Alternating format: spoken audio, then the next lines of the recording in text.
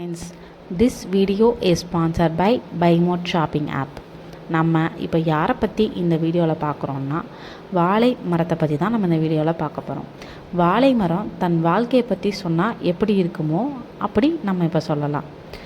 பரம்பரையாக பெருமை பற்றி கூறும்போது வாழையடி வாழை போல என்று என்னைத்தான் எடுத்துக்காட்டாக கூறுவார்கள்.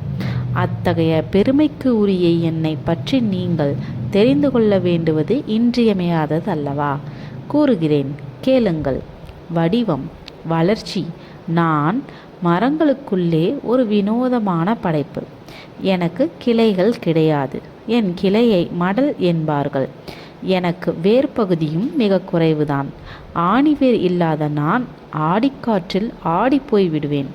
வாழையடி வாழை என வாழ்த்தப்படும் எனக்கு அற்ப ஆயுள்தான். ஓராண்டு காலத்துக்கு மட்டுமே என் வாழ்வு உண்டு. அந்த ஓராண்டு காலத்தில் என் பணியை அளவிட முடியாது.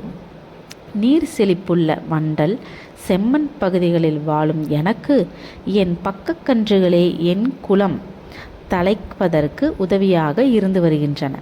பெயர்கள். எத்தனை பழங்கள் இருந்து என்ன பயன்? ஆண்டவன் சந்நிதியில் எனக்குத்தான் முதலிடம். நான் பூவன், பேயன், நாடன், கற்பூரம், நேந்திரம், பச்சை, மட்டி, மதலி, மொந்தன், ரஸ்தாளி, கோழிக்கூடு, உதிரி, சிங்கன் என பல பெயர்களில் அழைக்கப்படுகின்றேன். ஒவ்வொரு பெயருக்கும் ஒரு புதிய சுவை தருவது என் அருமையாகும். பாலுக்கு அடுத்தபடி குழந்தைகளின் உணவு நான் தானே. என் பெருமை. தமிழர்களின் முக்கணிகளுள் ஒன்றான நான் மட்டும்தான் ஆண்டு முழுவதும் கிடைக்கின்றேன். சத்து மிகுந்த என்னை எல்லோரும் விரும்பி உண்டார்கள். மலிவாக கிடைப்பதால் நான் ஏழைகளின் இனிய பழமாவேன். என்னை மட்டுமே உண்டு சிலர் வாழ்ந்து வருகின்றனர். இதை நினைக்கும் போது எனக்கு மிகவும் பெருமையாக இருக்கிறது. என் பயன்கள். நான் மக்களுக்கு தொண்டு செய்வதற்காகவே பிறவி எடுத்துள்ளேன். என் எல்லா உறுப்புகளும் பயன்பாடு உடையன. என் இலையில் உணவு சாப்பிட்டால் தலைமுடி நரைக்காது. என் தண்டுப்பகுதி சமையலுக்கும் மருந்துக்கும் பயன்படுகிறது. வாழைக்காய் புட்டு சாப்பிட்டு பார்த்திருக்கிறீர்களா?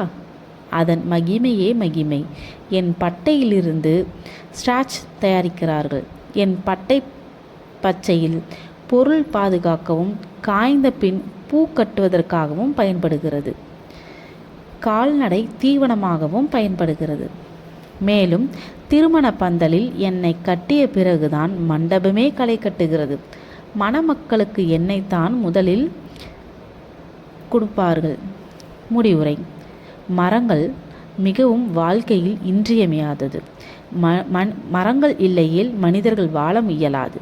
என்னை ஓர் அரிய உயிர் என்கின்றார் தொல்காப்பியர்.